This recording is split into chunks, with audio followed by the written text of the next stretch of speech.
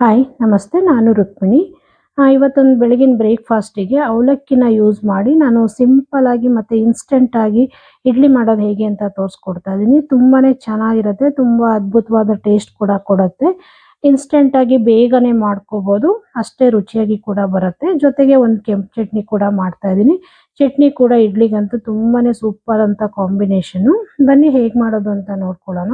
ನಾನು ಮೊದಲಿಗೆ ನೋಡಿ ಇಲ್ಲಿ ಒಂದು ಪಾತ್ರೆ ತಗೊಂಡಿದ್ದೀನಿ. ಪಾತ್ರೆಗೆ ನಾನಿಲ್ಲಿ 1 ಕಪ್ ಆಗೋಷ್ಟು ಇಡ್ಲಿ ರವೆ ಯೂಸ್ ಮಾಡ್ತಾ ಇದ್ದೀನಿ. ನಿಮಗೆ ಕ್ವಾಂಟಿಟಿ ನೋಡಿಕೊಂಡು ಎಷ್ಟು ಬೇಕೋ ಅಷ್ಟು ಹಾಕ್ಕೊಳ್ಳಿ. 1 ಕಪ್ಪು ನಾನು ಇಡ್ಲಿ ರವೆಗೆ ಸ್ವಲ್ಪ ನೀರು ಸೇರಿಸ್ಕೊಳ್ತಾ ಇದ್ದೀನಿ. ನೀರು ಸೇರಿಸ್ಕೊಂಡು ನೋಡಿ ಒಂದು 2ರಿಂದ 3 ಸಲ ಇದನ್ನು ಚೆನ್ನಾಗಿ ತೊಳ್ಕೊಳ್ಳೋಣ. ಉಜ್ಜಿಬಿಟ್ಟು ನೀಟಾಗಿ ತೊಳ್ಕೊಂಡು ತಗೋಬೇಕು. ರವೆಯಲ್ಲಿರೋ ಗಲೀಜೆಲ್ಲ ನೀಟಾಗಿ ಹೋಗಬೇಕು. ಅದು ಬೆಳ್ಳಗೆ ಕಾಣಿಸ್ಬೇಕು. ಅಲ್ಲಿವರೆಗೂ ಇದೇ ರೀತಿ ನಾನು ನೀಟಾಗಿ ಉಜ್ಜಿ ಒಂದು 3 ಸಲ ಇದನ್ನು ತೊಳೆದು ನೀರೆಲ್ಲ ಶೋಧಿಸ್ಕೊಂಡು ತಗೊಳ್ತೀನಿ. ಅದರಲ್ಲಿರೋ ಗಲೀಜೆಲ್ಲ ಹೋಗ್ಬಿಡುತ್ತೆ. ಮತ್ತೆ ಬೆಳ್ಳಗೆ ಚೆನ್ನಾಗಿ ಕೂಡ ಕಾಣುತ್ತೆ. 3 ಸಲ ತೊಳ್ಕೊಂಡಿದ್ದಾದ್ಮೇಲೆ ಮತ್ತೆ ನೋಡಿ ಇದಕ್ಕೆ ನೀರು ಹಾಕ್ಕೊಂಡು ಜಾಸ್ತಿ ನೀರು ಹಾಕ್ಕೊಂಡು ಒಂದು 10ರಿಂದ 15 ನಿಮಿಷ ನಾನು ಇದನ್ನು ನೆನೆಯಕ್ಕೆ ಬಿಟ್ಬಿಡ್ತೀನಿ. ನಮಗೆ ಎಷ್ಟು ಬೇಕು ಒಂದು 15 ನಿಮಿಷ ನೆನೆಸ್ಕೊಂಡ್ರೆ ಸಾಕು. ಜಾಸ್ತಿ ಕೂಡ ನೆನೆಸ್ಕೋಬೋದು, ಚೆನ್ನಾಗಿರುತ್ತೆ. ಈಗ ಇನ್ನೊಂದು ಪಾತ್ರೆಗೆ ನೋಡಿ ನಾನಿಲ್ಲಿ ಪೇಪರ್ ಅವಲಕ್ಕಿ ಯೂಸ್ ಮಾಡ್ತಾ ಇದ್ದೀನಿ. ಇಲ್ಲಿ ಪೇಪರ್ ಅವಲಕ್ಕಿ ಯೂಸ್ ಮಾಡಿದ್ರೆ ಇಡ್ಲಿ ಅಂತೂ ತುಂಬಾನೇ ಚೆನ್ನಾಗಿ ಬರುತ್ತೆ. ಪೇಪರ್ ಅವಲಕ್ಕಿನೇ ಯೂಸ್ ಮಾಡಿ. ಇದನ್ನು ಕೂಡ ಒಂದ್ಸಲ ತೊಳ್ಕೊಳ್ತೀನಿ. ಯಾಕೆಂದ್ರೆ ಇದು ತುಂಬಾ ಚೆನ್ನಾಗಿದೆ. ಹಾಗಾಗಿ ಇದನ್ನೇನು 2-3 ಸಲ ತೊಳೆಯೋ ಅವಶ್ಯಕತೆ ಇಲ್ಲ. ಇದನ್ನ ಒಂದ್ಸಲ ಸಾಕು ತೊಳ್ಕೊಂಡು ಇದರಲ್ಲಿರೋ ನೀರು ಕೂಡ ಶೋಧಿಸ್ಬಿಟ್ಟು ಇದನ್ನು ಕೂಡ ನಾನು ನೆನೆಯಕ್ಕೆ ಇಟ್ಬಿಡ್ತೀನಿ. ಇದೇನು ತೊಳಿತಾ ಇದ್ದಂಗೆನೆ ನೆಂದೋಗ್ಬಿಡುತ್ತೆ ಚೆನ್ನಾಗಿ ಪೇಪರ್ ಅವಲಕ್ಕಿ ಆಗಿರೋದ್ರಿಂದ. ನೋಡಿ ಇದನ್ನು ತೆಗೆದು ಇಟ್ಬಿಡ್ತೀನಿ. ತೋರಿಸ್ತಿದ್ದೀನಿ ನೋಡಿ, ಚೆನ್ನಾಗಿ ಒಂದ್ಸಲ ತೊಳ್ಕೊಂಡೆ ಆಗ್ಲೇ ಚೆನ್ನಾಗಿ ನೆಂದಿದೆ. ಇದು ಈ ರೀತಿ ಆಗ್ಬೇಕಿದು. ಇದನ್ನು ಕೂಡ ಒಂದು 15 ನಿಮಿಷ ನೆನೆಯಕ್ಕೆ ಇಟ್ಬಿಡ್ತೀನಿ. ಇದೆರಡು ನೆನೆಯೋವರೆಗೂ ಒಂದು ಚಟ್ನಿ ಮಾಡ್ಕೊಳ್ಳೋಣ. ಚಟ್ನಿ ಮಾಡ್ಕೊಳ್ಳೋಕ್ಕೋಸ್ಕರ ಸ್ಟವ್ ಮೇಲೆ ಒಂದು ಬಾಣಲಿ ಇಟ್ಕೊಂಡಿದ್ದೀನಿ. ಬಾಣಲಿಗೆ 1 ಸ್ಪೂನ್ ಆಗೋಷ್ಟು ಎಣ್ಣೆ ಸೇರಿಸ್ಕೊಳ್ತಾ ಇದ್ದೀನಿ. ನೋಡಿ ಎಣ್ಣೆ ಕೂಡ ಬಿಸಿ ಆಗ್ತಾ ಇದ್ದಂಗೆ ಸ್ವಲ್ಪ ಕಡಲೆ ಬೀಜ ಹಾಕ್ಕೊಳ್ತಾ ಇದ್ದೀನಿ. ಜೊತೆಗೆ ಒಂದು 3 ಹಸಿರು ಮೆಣಸಿನ್ಕಾಯಿ ಸೇರಿಸ್ಕೊಳ್ತಾ ಇದ್ದೀನಿ. ಒಂದು 4ರಿಂದ 5 ಬೆಳ್ಳುಳ್ಳಿ ಎಸ್ಳು, ಆಮೇಲೆ ಒಂದೆರಡು ಬ್ಯಾಡಗಿ ಮೆಣಸಿನ್ಕಾಯಿ, ಆಮೇಲೆ ಸ್ವಲ್ಪ ಕರಿಬೇವು, ಆಮೇಲೆ ಒಂದು ಸ್ವಲ್ಪ ತೆಂಗಿನಕಾಯಿ ಸೇರಿಸ್ಕೊಳ್ತಾ ಇದ್ದೀನಿ. ನೀವು ಕ್ವಾಂಟಿಟಿ ನೋಡಿಕೊಂಡು ತೆಂಗಿನಕಾಯಿ ಮತ್ತು ಕಡಲೆ ಬೀಜನ ಸೇರಿಸ್ಕೊಳ್ಳಿ.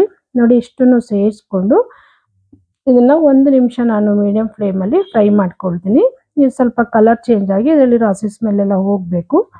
ಅಲ್ಲಿವರೆಗೂ ನಾನು ಇದನ್ನು ಫ್ರೈ ಮಾಡ್ಕೊಂಡಿದ್ದೀನಿ. ನೋಡಿ 1 ನಿಮಿಷ ಫ್ರೈ ಮಾಡ್ಕೊಂಡಿದ್ದೀನಿ. ಚೆನ್ನಾಗಿ ಫ್ರೈ ಆಗಿದೆ ಕೂಡ. ಇವಾಗ ನಾನು ಇದಕ್ಕೆ ಮೀಡಿಯಂ ಸೈಜು 2 ಟೊಮೊಟೊ ಹಾಕ್ಕೊಳ್ತಾ ಇದ್ದೀನಿ. ಬೇಕು ಅನ್ನೋರು ಬೇಕಾದ್ರೆ ಇನ್ನೂ ಒಂದು ಎಕ್ಸ್ಟ್ರಾ ಕೂಡ ಹಾಕ್ಕೋಬಹುದು. ತುಂಬಾನೇ ಚೆನ್ನಾಗಿರುತ್ತೆ. ಜೊತೆಗೆ ಸ್ವಲ್ಪ ಕೊತ್ತಂಬರಿ ಸೊಪ್ಪು ಹಾಕ್ಕೊಳ್ತಾ ಇದ್ದೀನಿ. ನೋಡಿ ಕೊತ್ತಂಬರಿ ಸೊಪ್ಪು ಟೊಮೊಟೊ 2 ಹಾಕ್ಕೊಂಡ್ಮೇಲೆ ಇದು ಚೆನ್ನಾಗಿ ಸಾಫ್ಟ್ ಆಗಬೇಕು. ಅಲ್ಲಿವರೆಗೂ ನಾನು ಇನ್ನೂ 1 ನಿಮಿಷ ಇದನ್ನು ಮೀಡಿಯಂ ಫ್ಲೇಮಲ್ಲೇ ಬೇಯಿಸ್ಕೊಳ್ತೀನಿ. ನೀಟಾಗಿ ಫ್ರೈ ಮಾಡಿ ತಗೊಳ್ತೀನಿ. ಟೊಮೊಟೊ ಫುಲ್ ಸಾಫ್ಟ್ ಆಗಬೇಕು. ಅಲ್ಲಿವರೆಗೂ ನಾವು ಇದನ್ನು ಫ್ರೈ ಮಾಡ್ಕೊಬೇಕು. ನೋಡಿ ಇವಾಗ ಟೊಮೊಟೊ, ಈರುಳ್ಳಿ, ತೆಂಗಿನಕಾಯಿ ಎಲ್ಲ ಕೂಡ ಚೆನ್ನಾಗಿ ಸಾಫ್ಟ್ ಆಗಿ ಫ್ರೈ ಆಗಿದೆ. ಇವಾಗ ಇದನ್ನ ಇಟ್ಬಿಡ್ತೀನಿ. ಒಂದು 5 ನಿಮಿಷ ತಣ್ಣಗಾಗಿ ಬಿಟ್ಬಿಡೋಣ. ಇದನ್ನ ಒಂದು 5 ನಿಮಿಷ ತಣ್ಣಗಾದ್ಮೇಲೆ ನಾನು ಇದನ್ನ ಮಿಕ್ಸಿ ಜಾರಿಗೆ ಸೇರಿಸ್ಕೊಳ್ತೀನಿ. ನೋಡಿ ಒಂದು 5 ನಿಮಿಷ ಆದ್ಮೇಲೆ ಮಸಾಲೆ ಎಲ್ಲ ತಣ್ಣಗಾಗಿತ್ತು. ಇವಾಗ ಒಂದು ಮಿಕ್ಸಿ ಜಾರಿಗೆ ಸೇರಿಸ್ಕೊಳ್ತಾ ಇದ್ದೀನಿ. ಎಲ್ಲಾನು ಕೂಡ ಸೇರಿಸ್ಕೊಂಡು ಇದಕ್ಕೆ ಸ್ವಲ್ಪ ಉಪ್ಪು ಮತ್ತು ನೀರು ಎರಡನ್ನೂ ಸೇರಿಸ್ಕೊಂಡು ಸಣ್ಣಕ್ಕೆ ರುಬ್ಕೋಬೇಕಾಗತ್ತೆ. ನಮಗೆ ಯಾವ ಹದದಲ್ಲಿ ಬೇಕೋ ಆ ಹದದಲ್ಲಿ ನೀರು ಮತ್ತು ಉಪ್ಪು ಸೇರಿಸ್ಕೊಂಡು ನಾನಿಲ್ಲಿ ರುಬ್ಕೊಂಡು ತಗೊಳ್ತೀನಿ. ನೋಡಿ ರುಬ್ಕೊಬಂದಿನಿ ಕೂಡ. ಸೂಪರಾಗಿ ಕೆಂಪು ಚಟ್ನಿ ಕೂಡ ರೆಡಿ ಆಗಿದೆ. ಇದನ್ನು ತೆಗೆದು ಒಂದು ಬಟ್ಲಿಗೆ ಸೇರಿಸ್ಕೊಂಡು ಸ್ವಲ್ಪ ಜಾರ್ ತೊಳೆದು ಆ ನೀರು ಕೂಡ ಸೇರಿಸ್ಕೊಳ್ತೀನಿ. ಚಟ್ನಿ ಸ್ವಲ್ಪ ಗಟ್ಟಿ ಇರೋದ್ರಿಂದ ನಮಗೆ ತೆಳ್ಳಗೆ ಬೇಕಾ ಗಟ್ಟಿ ಬೇಕಾ ಯಾವ ರೀತಿ ಬೇಕಾ ಆ ರೀತಿ ಮಾಡ್ಕೊಬೋದು. ಜಾರ್ ಕೂಡ ತೊಳೆದು ಸ್ವಲ್ಪ ಒಂದು ಅರ್ಧ ಗ್ಲಾಸ್ ಆಗೋಷ್ಟು ನೀರು ಹಾಕಿ ಅದನ್ನು ಕೂಡ ಮಿಕ್ಸ್ ಮಾಡ್ಕೊಳ್ತಾ ಇದ್ದೀನಿ. ಮಿಕ್ಸ್ ಮಾಡ್ಕೊಂಡು ಇದಕ್ಕೊಂದು ಪುಟ್ಟದಾಗಿ ಒಗ್ಗರಣೆ ಹಾಕ್ಕೊಳ್ಳೋಣ. ಒಗ್ಗರಣೆಗೆ ಸ್ವಲ್ಪ ಸಾಸಿವೆ ಮತ್ತು ಕರಿಬೇವು ಅಷ್ಟೇ ಹಾಕ್ಕೊಂಡಿದ್ದೀನಿ, ಇನ್ನೇನಿಲ್ಲ. ಬೇಕನ್ನೋರು ಉದ್ದಿನ ಬೇಳೆ ಆಮೇಲೆ ಒಣಮೆಣಸಿನ್ಕಾಯಿ ಕೂಡ ಒಂದೆರಡು ಹಾಕ್ಕೊಬೋದು. ನಾನು ಇದೆರಡನ್ನೇ ಹಾಕ್ಕೊಂಡು ಒಗ್ಗರಣೆ ಮಾಡಿಕೊಂಡು ಚಟ್ನಿಗೆ ಸೇರಿಸ್ಕೊಂಡಿದ್ದೀನಿ. ನೋಡಿ ಇಷ್ಟೇ ಸೂಪರಾಗಿ ಕೆಂಪು ಚಟ್ನಿ ಕೂಡ ರೆಡಿ ಆಯಿತು. ಇದನ್ನು ಕೂಡ ತೆಗೆದು ಸೈಡಲ್ಲಿ ಎತ್ತಿಟ್ಕೊಂಡ್ಬಿಡೋಣ. ಇವಾಗ ಈ ಕಡೆ ಗಮನ ಹರಿಸೋಣ. ಇವಾಗ ನೋಡಿ ಒಂದು ದೊಡ್ಡ ಮಿಕ್ಸಿ ಜಾರಿಗೆ ಅವಲಕ್ಕಿ ನೆನೆಸಿಟ್ಕೊಂಡಿದ್ನಲ್ಲ, ನೋಡಿ ತೋರಿಸ್ತಿದ್ದೀನಿ ಎಷ್ಟು ಚೆನ್ನಾಗಿ ಸಾಫ್ಟ್ ಆಗಿದೆ ಅಂತೇಳಿ. ಇದನ್ನು ಹಾಕ್ಕೊಳ್ತಾ ಇದ್ದೀನಿ. ಇದ್ರ ಜೊತೆಗೆ ಜೊತೆಗೆ ಅದನ್ನು ಹಾಕ್ಕೊಂಡು ಇದ್ರ ಜೊತೆಗೆ ನಾನಿಲ್ಲಿ ಅರ್ಧ ಕಪ್ ಆಗೋಷ್ಟು ಹಸಿ ತೆಂಗಿನಕಾಯಿ ತೊಗೊಂಡಿದ್ದೀನಿ. ಬೇಕು ಅನ್ನೋರು 1 ಕಪ್ ಕೂಡ ಹಾಕ್ಕೋಬೋದು, ತುಂಬ ಚೆನ್ನಾಗಿರುತ್ತೆ. ಆಮೇಲೆ ಒಂದು ಅರ್ಧ ಕಪ್ ಆಗೋಷ್ಟು ಮೊಸರು ಹಾಕ್ಕೊಳ್ತಾ ಇದ್ದೀನಿ ಹುಳಿಗೆ. ನೋಡಿ ಇಷ್ಟನ್ನು ಹಾಕ್ಕೊಂಡು ಚೆನ್ನಾಗಿ ರುಬ್ಕೊಳ್ಳೋಣ. ತುಂಬ ಸಣ್ಣ ರುಬ್ಬೇಕು ಅಂತ ಏನಿಲ್ಲ. ತೆಂಗಿನಕಾಯಿ ಬಾಯಿಗೆ ಸಿಕ್ಕಿದ್ರೆ ತಿನ್ಬೇಕಾದ್ರೆ ತುಂಬ ಚೆನ್ನಾಗಿರುತ್ತೆ. ಹಾಗಾಗಿ ನಾನು ಸ್ವಲ್ಪ ತರಿಯಾಗಿ ರುಬ್ಕೊಂಡಿದ್ದೀನಿ. ತುಂಬ ಸಣ್ಣ ಏನು ರುಬ್ಬಕ್ಕೆ ಹೋಗಿಲ್ಲ ನಾನು. ನೋಡಿ ಇದನ್ನ ಇವಾಗ ಆಗಿದೆ. ಇದು ಕೂಡ ಸೈಡಿಗೆ ಎತ್ತಿಟ್ಕೊಂಡು ನಾನು ಇವಾಗ ರವೆ ನೆನೆಸಿದ್ನಲ್ಲ ಅದನ್ನ ತೋರಿಸ್ತಾ ಇದ್ದೀನಿ. ರವೆ ಕೂಡ ನೋಡಿ ಚೆನ್ನಾಗಿ ನೆಂದಿದೆ. ಒಂದು 15 ನಿಮಿಷ ನೆನೆಸ್ಕೊಂಡಿದ್ದೆ. ಬೇಡ ಅನ್ನೋರು ಬೇಕಾದ್ರೆ 10 ನಿಮಿಷ ಕೂಡ ನೆನೆಸ್ಕೋಬೋದು, ಚೆನ್ನಾಗಾಗತ್ತೆ. ನೀರೆಲ್ಲ ನಾನು ಈಗ ಜಾಲಿಸ್ಬಿಟ್ಟು ನೀರೆಲ್ಲ ಸೋದಿಸಿ ತಗೊಂಡಿದ್ದೀನಿ. ಇವಾಗ ನಾನು ರುಬ್ಬಿಟ್ಕೊಂಡಿದ್ನಲ್ಲ ಅವಲಕ್ಕಿ, ತೆಂಗಿನಕಾಯಿ ಮತ್ತು ಮೊಸರನ್ನ ಇದನ್ನ ಇವಾಗ ಇದ್ರ ಜೊತೆಗೆ ಸೇರಿಸ್ಕೊಳ್ತಾ ಇದ್ದೀನಿ. ಪೂರ್ತಿಯಾಗಿ ಜಾರೆಲ್ಲ ಕ್ಲೀನ್ ಮಾಡಿಕೊಂಡು ಅದ್ರ ಜೊತೆ ಸೇರಿಸ್ಕೊಂಡು ನೋಡಿ ಇವಾಗ ರುಚಿಗೆ ತಕ್ಕಷ್ಟು ಉಪ್ಪು ಕೂಡ ಸೇರಿಸ್ಕೊಳ್ತಾ ಇದ್ದೀನಿ.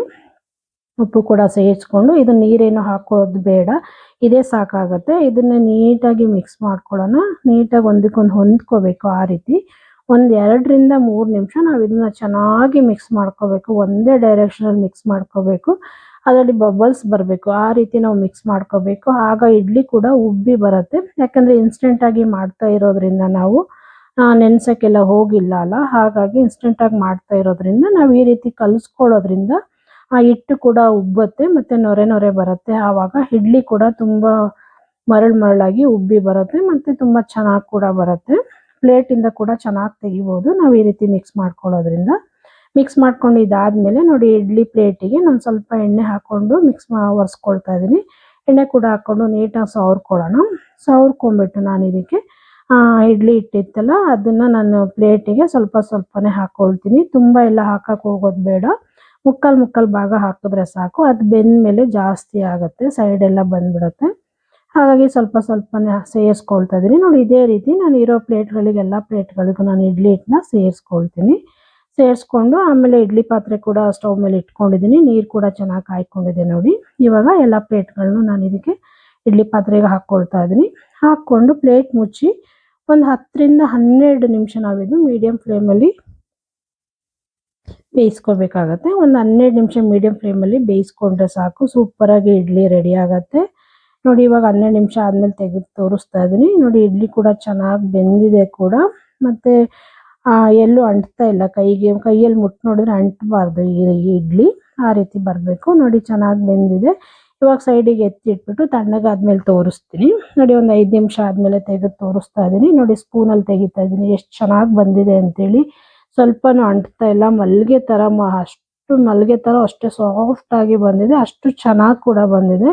ನೋಡಿ ಇನ್ಸ್ಟೆಂಟಾಗಿ ಯಾರಾದರೂ ನೆಂಟರುಗಳು ಬಂದರೆ ಮನೆಗೆ ಈ ರೀತಿ ಸಿಂಪಲಾಗಿ ಇಡ್ಲಿ ಮಾಡ್ಕೋಬೇಕು, ಅಕ್ಕಿ ಏನು ನೆನೆಸಿಲ್ಲ ಅಂದ್ಕೊಂಡಿದ್ರೆ ಈ ರೀತಿ ಮಾಡಿ ಖಂಡಿತವಾಗ್ಲೂ ಎಲ್ಲರೂ ಇಷ್ಟಪಟ್ಟು ತಿಂತಾರೆ. ಅಷ್ಟೇ ರುಚಿಯಾಗಿ ಕೂಡ ಬರುತ್ತೆ. ಚಟ್ನಿ ಆಗ್ಬೋದು, ಇಲ್ಲ ಪಲ್ಯ ಆಗ್ಬೋದು, ಏನು ಬೇಕಾದ್ರೂ ಕಾಂಬಿನೇಷನ್ ಆಗಿ ಮಾಡ್ಕೊಬೋದು. ನೋಡಿ ಸೂಪರಾಗಿ ಇಡ್ಲಿ ರೆಡಿ ಆಗಿದೆ. ಸರ್ವ್ ಮಾಡಿ ತೋರಿಸ್ತಾ ಇದ್ದೀನಿ. ಎಷ್ಟು ಬೆಳ್ಳಗೆ ಕೂಡ ಬಂದಿದೆ ಅಂತೇಳಿ. ಜೊತೆಗೆ ಕೆಂಪು ಚಟ್ನಿ ಕೂಡ ಒಂದಕ್ಕೊಂದು ಕಾಂಬಿನೇಷನ್ ಅಂತೂ ತುಂಬಾ ಚೆನ್ನಾಗಿತ್ತು. ನೋಡಿ ಸಿಂಪಲಾಗಿ ರವೆ ಮತ್ತು ಅವಲಕ್ಕಿ ಯೂಸ್ ಮಾಡಿ ಇಡ್ಲಿನ ಇನ್ಸ್ಟೆಂಟಾಗಿ ಮಾಡಿದ್ದೀನಿ. ನೋಡಿ ಇಡ್ಲಿ ರೆಸಿಪಿ ನಿಮಗೆಲ್ಲ ಇಷ್ಟ ಆಯಿತು ಅಂದ್ಕೊಳ್ತೀನಿ. ಇಷ್ಟ ಆದರೆ ಲೈಕ್ ಮಾಡಿ, ಶೇರ್ ಮಾಡಿ, ಸಬ್ಸ್ಕ್ರೈಬ್ ಮಾಡ್ಕೊಳ್ಳಿ. ಹಾಗೆ ಪಕ್ಕದಲ್ಲಿರೋ ಬೆಲ್ ಐಕನ್ ಕೂಡ ಕ್ಲಿಕ್ ಮಾಡಿ. ನಾನು ಯಾವುದೇ ವಿಡಿಯೋ ಹಾಕಿದ್ರು ನಿಮಗೆ ನೋಟಿಫಿಕೇಶನ್ ಬರುತ್ತೆ. ನೋಡಿ ಹೀಗೆ ಇನ್ನಷ್ಟು ಈಸಿ ಹಾಗೂ ಸಿಂಪಲ್ ರೆಸಿಪಿಗಳಿಗಾಗಿ ಆರ್.ಡಿ. ಅಡುಗೆ ಮನೆ ಚಾನಲ್ನ ಸಬ್ಸ್ಕ್ರೈಬ್ ಮಾಡ್ಕೊಂಡು ಸಪೋರ್ಟ್ ಮಾಡಿ ಅಂತ ಕೇಳ್ಕೊಳ್ತೀನಿ. Thank you friends. Thank you for watching my video. ಹೀಗೆ ನೋಡ್ತಾ ಇರಿ, ಸಪೋರ್ಟ್ ಮಾಡ್ತಾ ಇರಿ ಫ್ರೆಂಡ್ಸ್. Thank you.